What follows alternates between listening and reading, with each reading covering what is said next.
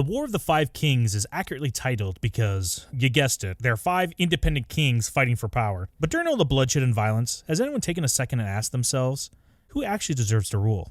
I don't think anybody ever has asked that question before, and in fact, I do think this is the very first video that anybody has ever made on this topic and probably ever will make. So that being said, let's get into it. We're going to have a few different categories that we go to for each of these guys. They might be the same categories, might not be. It's going to have to shift to adapt to each one of these characters, what they can offer and what they can't. Who's up first? Let's go in death order here. So the first one up is Renly Baratheon, the last son of the famous 3 Baratheons. What do you think of him as a potential ruler? Do you think he actually shown enough in the book, in the TV show, to be a good ruler or to be a ruler of the 7 Kingdoms? Initial thoughts, not that confident in Renly being a super effective king. I just feel like he's really cursed by his position as like this youngest brother of like 2 of the chadliest men in all of Westeros, right? I don't think he'd be the guy to go out and fight his own battles. I think he would stay at the back. I don't think he'd go to the front lines. It's not a very good motivator. He plays that part kind of, or tries to, when he's, in peacetime like this. I just don't buy that it would change when he's king. He seems like the kind of guy that would much rather hang around ballrooms and small council tables or whatever and just shoot the shit with the other high lords, hang out in aristocratic society, and just be better than everybody else. Not that he's super pretentious or whatever. He just doesn't seem like the kind of guy that's willing to get down and dirty in the mud. This is, of course, talking about the composite, like, show and book version of him that we have to take into account. If we're talking book only, dude, check out our video we have on book versus show Renly if you haven't. If it's book only Renly, he would probably be the number 1 on this list. But since it is not book only Renly, we have to accept that he's just probably not the best fit for this role. Yeah, he's way more of a political leader than he is a military leader. So if you want to take his comparison with all the other possible kings here who deserves a rule, Renly might be pretty low on the list, but Joffrey was very similar before the Battle of Blackwater, which I think, we'll get to Joffrey later. But with Renly, we never get to see him on the military field whatsoever. So a lot of the things we see him do that he does well is building alliances. I think he would have been able to have... I really wonder how many people he would have removed from court, because I think he keeps Littlefinger around if he's the ruler. And that's kind of good for him to have some consistency there. But I just don't think he would be that independent of a person. I think he's going to give in to some people's demands, because if you want to compare small folk to high lords, I do think Renly is, again, the political person here. So he's going to be making alliances, trying to keep everyone happy, mercy over power. Or mercy for power, I should say, that he's going to forgive people. That way he can stay and get people's good graces. But he is not going to be like a Stannis figure who's going to be a law and order person. So eventually, I think Renly, as the king, unless he's able to tie off some of these loose ends and maybe spin all the plates, he's going to be spread too thin. And I think he might eventually just become a puppet of Littlefinger overall. So who deserves to rule? I do think that Renly eventually becomes a puppet, even though he does have powerful allies, like I said, the Tyrells, and I think he has the capability to, with his Rainbow Guard, which you want to go into religious practices, Renly is one of the best religious practices of all of the 5 kings we have here to offer. I don't think he becomes a puppet. I think that's an exaggeration. I think he never becomes a puppet unless he goes off the rails and kind of ends up, doing White Boy Summer, kind of like Laenor from House of the Dragon does with Carl, that kind of thing.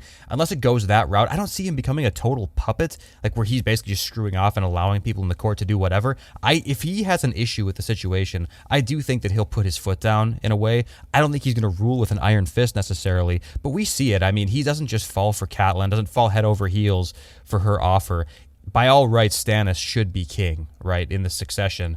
But for some reason, Renly is convinced that he should be over Stannis. So he's definitely willing to assert himself over conventional law and everything to try to get through what he wants. So I don't ever see him becoming a full-on puppet. But I do agree completely that he's going to be heavily influenced compared to some of these other guys by these intelligence web figures like Littlefinger and maybe even Varys, right? Not to the quite extent of Joffrey, because Joffrey's just, ignorant or whatever you want to say. But I definitely think he's just on the weaker side. I don't trust the judgments that he would make. That's my main problem with him. And it is definitely possible that the Tyrells might hold too much sway over his ruling as well. Of course, his hand of the king at this point, or at least when he dies, is Mace the Ace, which, kind of a slap in the face for Stannis, making your hand of the king the guy that basically starved out your whole entire family during Robert's Rebellion. But, having the Reach does maybe increases military prowess, because having Randall Tarly on your side is a huge, huge win. And the only other win I can think for Renly is his his amazing drip. I mean, it's so good that Garland Tyrell had to wear it into battle, which then convinced people that basically there's a ghost at Blackwater. Dude, what idiots. True. There's no ghost. That drip was heavy, man. Almost sunk that ship, dude. It was heavy. So yeah, Renly will just be kind of the middle barometer here. Now, the next one up, speaking about sinking ships, Balon Greyjoy. Yikes. What do you think of him as a ruler, Gator, overall? Balon's tough, actually, because I have my instinctual Greyjoy hatred, right, that comes to the forefront right away. But you have to compare it to other people on this list. I do think that if he got power, he could possibly be an effective king in certain ways. Like, for example, the Iron Islands are extremely culturally cohesive, right? It's a very homogenous culture. It's a degenerate culture that I hate, and it's disgusting there, both in terms of societal environment and natural environment, but he holds it together pretty well. And this is him completely defeated. He's passive up there. He's not making any sort of effort to gain power. His people have to be looking at him and thinking, like, what the hell are you doing, dude? Like, give us a name here. We're the proud Iron Islanders, you know, we're like the pirates, the Vikings. But after Robert and Ned spanked him, he's basically just there as a recluse, waiting for his chance to seize the opportunity, which, you know, in the main continuity, he does take his chance. He seizes this, what he perceives as an opportunity. Turns out it was a terrible decision. I don't really understand why at that point the Greyjoys wouldn't return to Old Faithful and start sacking Lannisport or something like that, right? Like, you go I mean, honestly, that is the biggest question of all time: is why isn't the Lannisters just, you know, basically salted the Iron Islands by just eradicating them? I fully agree. And so it's like, from Balon's perspective, like, it's only a matter of time before that happens, you would think. And really, the Lannisters are the powerhouse around here. So maybe it's just the fact the Iron Islands don't really know what's going on in the main continent, I guess. But I get why they want to take the North. I do. It's like that nice little revenge or whatever. But the Lannisters are kind of distracted overall. Like, they're kind of spread thin. So maybe a more concerted effort against the Lannisport would have been better. My only reason I say this is because I question his strategy a little bit. I question his strategy, but I do think he's very steadfast. I think he'd get the job done if he needed to do it. I would put him not last. Not last, okay. I totally agree. Balon Greyjoy has so many strategic errors that him as king would just correlate with his power. So, like, the more power Balon has, the more errors he causes. Because even Robert's Rebellion, Balon basically tries to join in too late, gets his father killed. Then he decides, I know a good thing. Let's just go back to the old ways. So him ruling, with each one of these kings, we should ask ourselves, could they rule the Seven Kingdoms? And I think Balon, hard no. No way. Renly, maybe. I think Renly's closer to the yes than Balon is. But could Balon rule the Iron Islands effectively as an independent kingdom? I still don't know, just because the way the economy works there is just like raiding and creating salt wives. Hopefully consensually. I doubt consensually. Oh, yeah, it's consensual. He has decisiveness, I will say that. He's able to execute his plan. Will the plan be successful overall and in the long term? Probably not. But his idea of just not taking, paying with the iron price versus actually creating some sort of network strategy or, influences throughout the Seven Kingdoms, maybe just like kind of uneasy alliances. It's just not in his wheelhouse. So yeah, Balon, even though I would put him as last. You don't want to put him just as last right now, because who does he have next to him? Is it Victarion? Because if it's Roderick, his brother-in-law, he might have a fighting chance. But simping for the old ways, I don't think so. The Victarion thing is a good example of, like, we don't really know what his potential is at that point. Everybody else on this list that we're going to see is heavily surrounded. They are fortified with very capable minds. The exception maybe being Stannis when we get there. He has Davos, and he has a history of definitely comrades that are powerful. The Starks, the Baratheons, whatever. The Lannisters even to some extent, in his past. But Balon has nobody. He has Victarion, who, listen, bless his little heart. I love Victarion, okay? And I love his little Makoro friend. But besides that, who does he have? He has Aerion, I guess, who's like kind of chilling out there too. Euron, he's in and out. Not a great brother. I don't really see voices whispering anything positive in his ear whatsoever. I see him sitting in that bleak throne room, if you can even call it that, in front of that fireplace, just kind of letting his mind wander and go crazy, just like hearing that little mosquito buzzing sound in his ear get louder and louder and louder because he's so secluded. Like, what is Yara / Asha, like, are they really supposed to represent like a Littlefinger equivalent or a Pycelle equivalent or like any sort of like he has nobody around equivalent? him. I totally agree. Okay, right. So I'm just saying that's why I'm not definitively putting him in last, because we don't really know what he's able to do. All we see is him left to his own devices for him to fill. He doesn't even think they're empty slots. It's not like, hey, as soon as I get into power, I get more power, I'm just gonna start adding some of these seats here. He just doesn't even think that's even a possibility. Listen, as much as I like to defend Joffrey, for example, when we get there, just ask yourself the question, if both of these two were left completely to their own devices, who would you rather trust around the Seven Kingdoms? Completely to their own devices. You got me there. I want Balon over Joffrey. Spoiler. At that point, but we have to keep in mind their influences, their networks, their current standing right now, and him not actually listening to Roderick, because Roderick does warn him. Right. Listen, my guy, Balon, you're my liege lord, my brother-in-law. You shouldn't do this to Robert. This is the dumbest move of all time. And Balon's like, as the young folks say right now, bet. And he goes and just gets his ass absolutely destroyed by the demon of the Triton. It just boggles my mind. And I just don't think he'd be a good king if he can't take the easiest advice from someone so close to him. But maybe, I'll give defense to Balon. Maybe Roderick was wearing some gold and it's just triggering for him. He's like, you're wearing gold? You pay the gold price, not the iron price? Disgusting. Well, honestly, it is disgusting bringing that shit around Balon. It is insulting. It drives his mind crazy. But understand this. Listen to what you just said. He failed at this ultimate task. Think about the challenge he put himself in. Was it smart to go up against the demon of the Trident? Obviously not, okay? It was not. He's got him right where he wants him now. He tried to take the boar killer to pound school, right? It's not going to work that way. A little Uno reverse action happened. Balon ended up bent over, lickety-split. He didn't see it coming at all. But who could have won in that situation? You know what I'm saying? Who could have done better? That's the question. Yeah, he's like, Robert absolutely destroys me, takes my heir, kills two of my best sons that I thought were going to be potentially my Worth heirs. it. I got Robert right where I want him. He's rubbing his hands together, just seeing all the nasty, prunish hands, all the skin falling off on it. He just looks so gross right now. We've given more thought and discussion about Balon, I think, right now than probably anybody has in the last, calendar year, full Absolutely. year. I mean, us Balon. too, including ourselves. Whatever. We have never. I've only shit on him and moved on before this. So he's going behind Renly, right? Yeah. Behind For Renly. sure. You're not putting him just No. last. Okay, so let's go to the next one up here on the death order. Robb Stark, the young wolf. Yeah, the young wolf. Before we put him in the ranking again, because we'll put the ranking at the end, as a ruler, him of the Seven Kingdoms, do you think he holds it? And then also just his decisions in general, do you think he would be a good ruler, how he would address the small folk versus the high lords? What are your thoughts on Robb Stark? I think he's highly overrated in a very similar way to Ned Stark, and this is because of the TV show bleeding into us. He does not annoy me nearly as much as Ned Stark does, but I guarantee he would have a very similar, honorable outlook, that same kind of thing, the same method of ruling. I hate to say that he would be manipulated easily, because I don't necessarily think he's as dumb as Ned, right? But I think that he would definitely respect the opinions of his cohorts there, his small council, very heavily. I don't think he'd be. And I don't think he'd. Who's his hand? Yeah, it's a good question, man. Catelyn? Rip? Yeah, rip, dude. Here's his other three options I got for you, right? Yep, I'm ready. Edmure Tully. Yeah, Chadmere. That's definitely good. The Blackfish. Oh, fuck. Oh, Which he... Sign me up. The Blackfish, honestly, the Blackfish, reappointing him as Commander of the Kingsguard would rule, dude. Yep. That'd be so awesome. That'd be cool, too. Roose Bolton.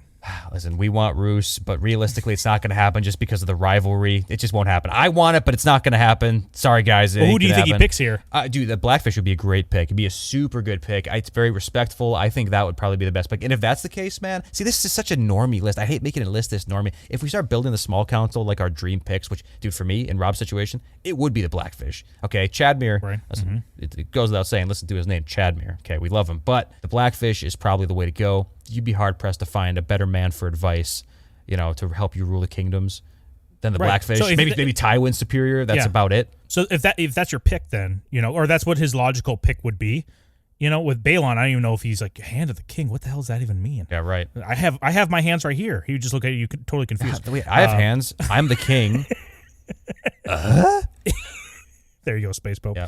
If that's Robb's choice to pick the Blackfish, then you just have to look at how he would rule in that now likely vision of him. And I still don't know if he's able to hold all seven. Now, if the question is, can he hold the Riverlands and North from, insert whatever king would be down there later, I think he can, kind of like we did with Balon. Balon might be able to hold the Iron Islands, maybe.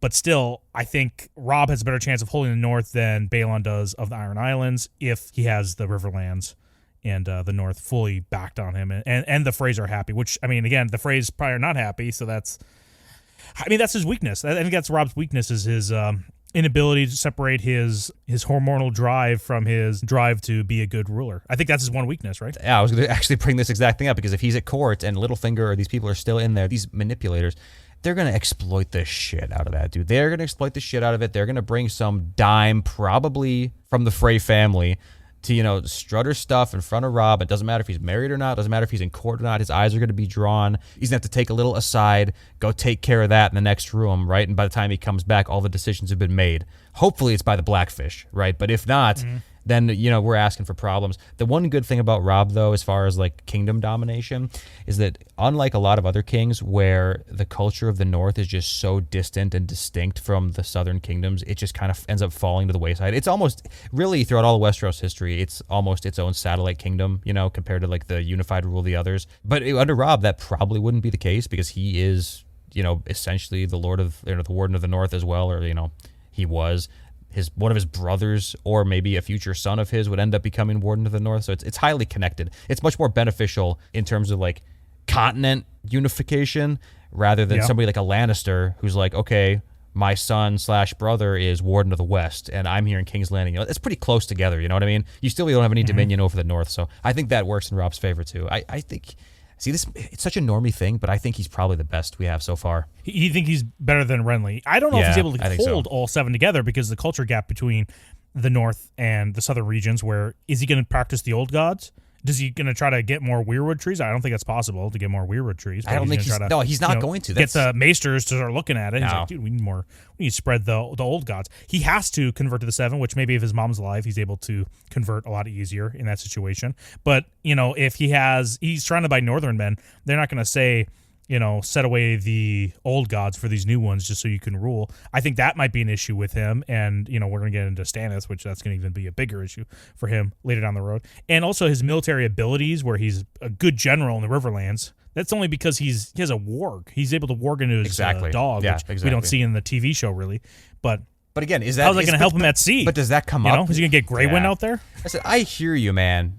But again, if he has the Blackfish or these people like this, like, okay, think about like Renly and Balon. We don't have a comparable hand and like this like all-star cast of people to put at their side to really juice up his rule. Like I feel like any fault that Robb might have, he unfortunately just has this protagonist protection to where he could bring the most capable people to surround himself with to make the best of the situation. Like, like Barristan and Selmy would definitely be in there. You have the Blackfish. You might even have some of like a turncoat or two. Like maybe the Tyrells would end up siding with this version of King's Landing over time, right? Like Dorne might come around to King's Landing at this time. Not that they're like geniuses down there or anything like that, but they definitely offer more resources and less like potential manipulation that we know about, right? Like I'm like replacing Littlefinger for one of these like mystery people, Your cope is it's unbelievable. It's strong, isn't it? Copium right now. Yeah. Listen, comment down below what you think how much copium Gator's on here for his boy Robbie. Dude, I don't even like S. Robb. That's why it's so painful. That's why it's so weird to me right now. But okay, so you want to put Robb in front of Renly right now? I think so, dude. I don't hate that, but I would still think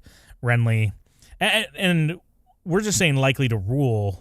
I still don't think he can hold the 7 kingdoms, Robb himself. But the next one up here, Joffrey Baratheon, the current king, holder of the Iron Throne. How do you think of him as a ruler? Because from my view of him, it really just comes down to his supporting cast, which is unfortunate. But, you don't pick your family, but apparently he's probably got the best one to help him rule the 7 kingdoms and hold it all together. Absolutely. Listen, I think he's a little underrated, and I think he's got some good instincts to him. Let's not forget, how he dealt with Ned Stark. This is somebody that he actually did believe was a traitor to the realm, had something possibly to do with his father's death, at the very least dishonored his father's legacy by trying to lie, right? He actually did believe that.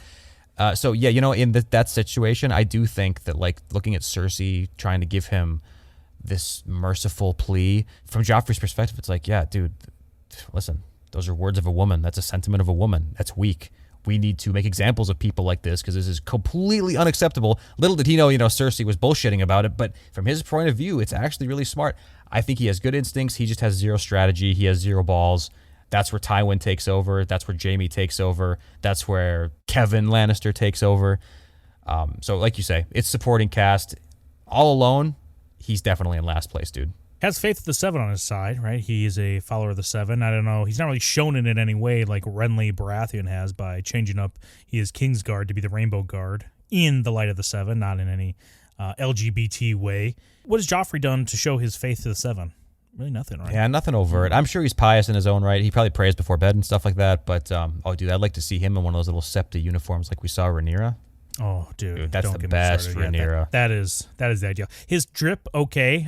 He's very theatrical, which can be to a benefit if you actually have like good things going on. But as soon as things happen, like the blockade from either the Rose Road or Blackwater Bay, and he just has nothing coming in, and he just wants to be a very fancy boy, it just does not look well on the small folk. But I will say, with the small folk, he does have a very equal treatment to the lords and small folk. You know, like he has a temper, but the temper is equally distributed between a person who sings about Joffrey, right? The like, little court, is like the bard. It wasn't a court. Yeah, he was a bard. Yeah, the bard.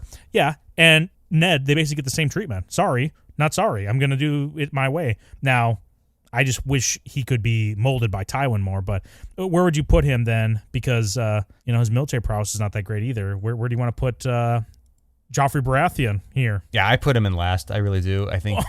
I think he has to go in last. I see again. I hate this Norm pick, and you know what though? Now that I'm thinking about it, I got to retract my previous rating a little bit here because, with Joffrey, I'm putting him in last, and also Balon. He's also in his position because we're not factoring in people that are around him giving him good advice. So why the fuck am I factoring in the Blackfish or anybody positive that could make Robb's rule more effective? I think that Renly does go above Robb because if we're talking about, I mean, that's my gut and my nuts.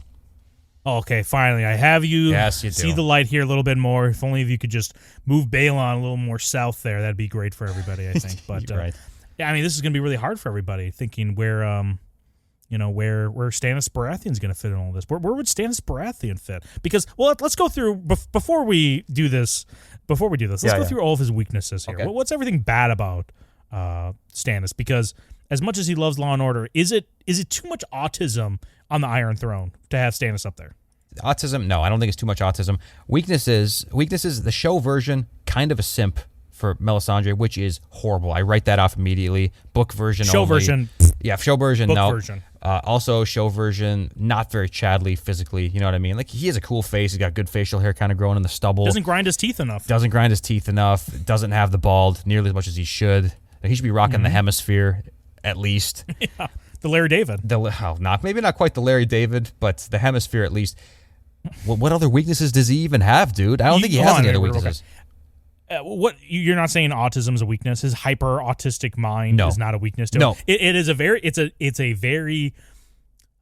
It can benefit him in so many different ways, but I do think there we go. His inability to negotiate, and he just goes, "No, that's the rules. That's the way it's written.